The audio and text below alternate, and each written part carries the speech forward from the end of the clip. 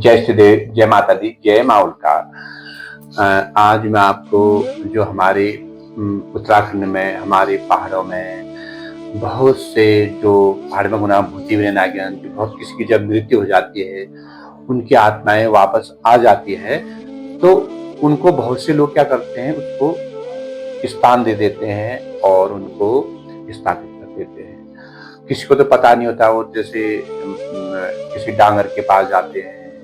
हमारे यहाँ डांगर धार्मिक है, डंगरियांत है, जो जिसमें जो देव अवतरित होता है, उन लोग के पास जब वो लोग जाते हैं तो डायरेक्ट बोलते हैं कि अमकना है वो आ गया है, तेरी सास आ गई है, तेरा ससुर आ गया है, तुम्हारी जो आमा थी वो आ गई है। तो अब वो लोग जैसे हम ही लोग, जैसे हम किसी डंगरिया के पास जाएंगे, हम ही लोग कह देंगे, हमसे किसी डंगरिया ने बोल दिया कि वो भुतिवरे नागियो, वो उसकी आत्मा यहाँ आ गई, तुम उसको स्थापना करो और उसकी जागर लगाओ। तो जब हम लोग क्या करते हैं, बिना सोचे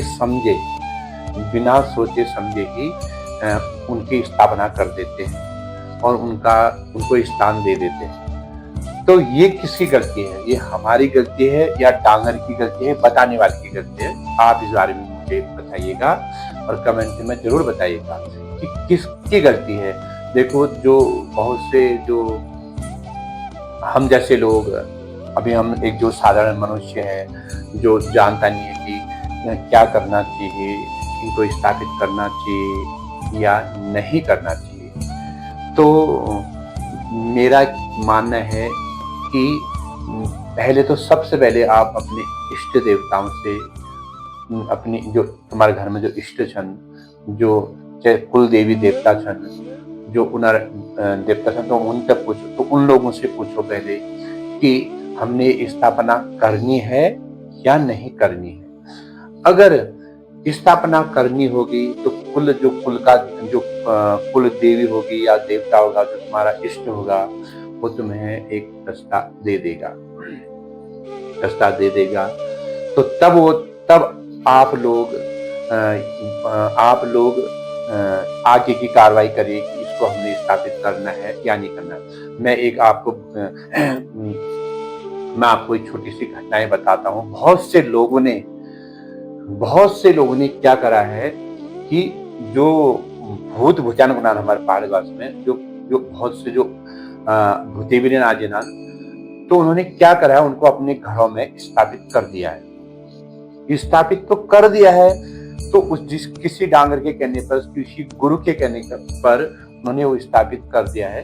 तो फिर क्या करते, उसी समय उन लोगों ने, जैसे उस समय उन्होंने स्थापित करने के बाद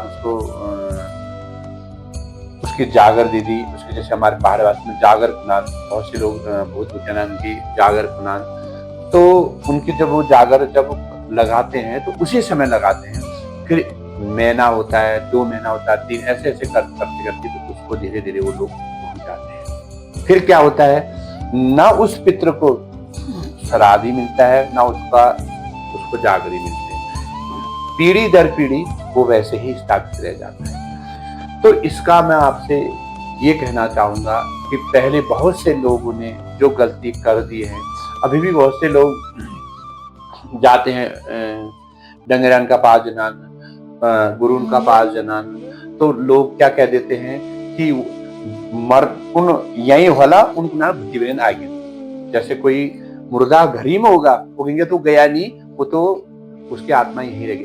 मैं मानता हूँ कि आत्माएं होती है और ये चीज भी होता है कि मतलब उसका भी निवारण होता है। कैसे हमने उसको निवारण करना है, कैसे हमने उसकी स्थापना करनी है या नहीं करनी है, कैसे हमने उसको श्राद्ध में मनाना है। बहुत से लोग ने गलती कर रखी है। मेरे पास ऐसे लोग आते हैं कि हमने तो स्थापना कर दी है, ना हमने उस भूत को आज तक जागर दिया है, ना हमने उसका श्राद्ध करा, तो उसमें घर में क्या हो जाता है, पितृदोष लग जाता है, कलह बढ़ने लग जाता है। क्योंकि भूत भुचान, जब भूत ही कहते हैं उसको, भुचंगी रूप, जब वो भूत बन के आते हैं, तो जब उसका निवारण न होता है, मुझे बहुत ज्यादा भूख लगी है, अगर मुझे 1 दिन नहीं मिला, 2 दिन नहीं मिला, तो कहीं पर मुझे गुस्सा भी आएगा, फिर धीरे धीरे मैं कमजोर होगा, मेरा शरीर नष्ट भी होगा। तो इसलिए मेरी जो चेतना है वो धीरे धीरे कम होती जाएगी, जो मेरी ऊर्जा है वो खत्म हो जाएगी। क्योंकि मुझे कुछ मिल ही नहीं रहा है। तो इसी प्रकार बहुत से लोगों ने क्या करा, अपने घरों में जो भूत स्थापित कर दिया है, तो अब वो लोग उन भूतों को एक बंद का, बहुतों ने, किसी ने अपने अंदर कर रखा है, किसी ने बाहर कर रखा है, बहुत से लोग उसकी बलि भी देते हैं भूतों की।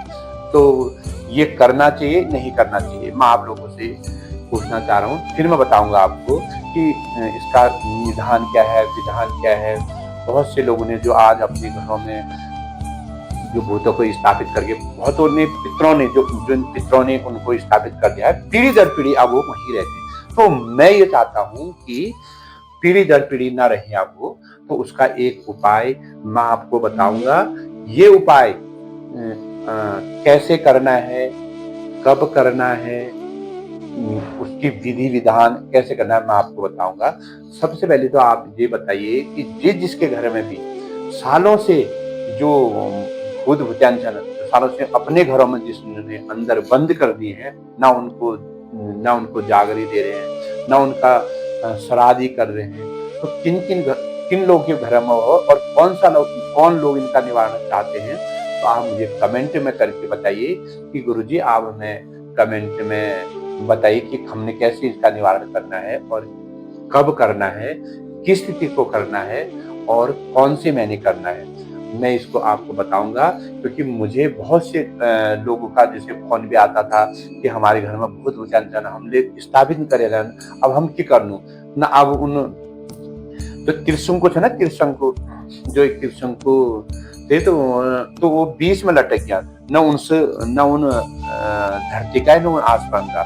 तो इसलिए जो हमारे भूत भूत्यांचन बहुत लोगों ने तो उनको वही त्रिशंकु की तरह उनको बीच में ही मझधार में उनको लटका दिया, ना उनको श्राद्ध मिल रहा है ना उनको जागर मिल रहे हैं। तो मेरा आपसे ये कहना है कि जिसके घर में भी ये आप लोगों ने खुद स्थापित करे हैं, उनको स्थान दिया गया है, तो मेरा मानना ये है कि उनको आप विसर्जन करिए। कैसे करना है मैं आपको बताऊंगा। विधि विधान से अगर आप करोगे तो आपको फलित ही होंगे। अगर उनको गलत तरीके से गलत तरीके से उनको आपने अगर विसर्जन किया, तो कहीं ना कहीं वो आपको हानि पहुंचाएंगे। उसका नियम है, कैसे उसका नियम आपने करना है, कैसे उनको विसर्जन करना है, तो मैं आपको बताऊंगा। और मेरे जो चैनल है, मैं आपको इस चैनल के माध्यम के द्वारा उनकी जो रहा रीति है, नियम है, ये भी बताऊंगा। आपको मेरी वीडियो कैसी लग रही है आप बताना। आप मेरे चैनल को ज्यादा से ज्यादा सब्सक्राइब करिए, लाइक करिए और आगे भी बढ़ाइए।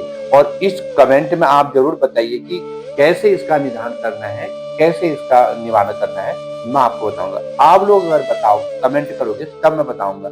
मैं आपसे प्रश्न किया और इस प्रश्न का उत्तर भी मैं ही दूंगा, तो आप कमेंट में जरूर बताइएगा कि कैसे इसका। बहुत से लोगों के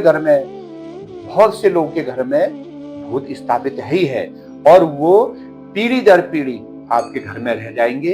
तो आप अपने इष्ट देवताओं की, आप अपने कुल देवताओं की नहीं कर पा रहे हो, तो उनकी कैसे कर पाओगे आप? तो उसका निवारण मैं आपको बताऊंगा। तो आप कमेंट में जरूर बताइएगा और मेरे चैनल को ज्यादा से ज्यादा सब्सक्राइब करिए, लाइक करिए और कमेंट करिए। तो इसी प्रकार मैं अपनी वाणी को विराम देता हूँ। जय माता दी, जय इष्ट देव, जय मां।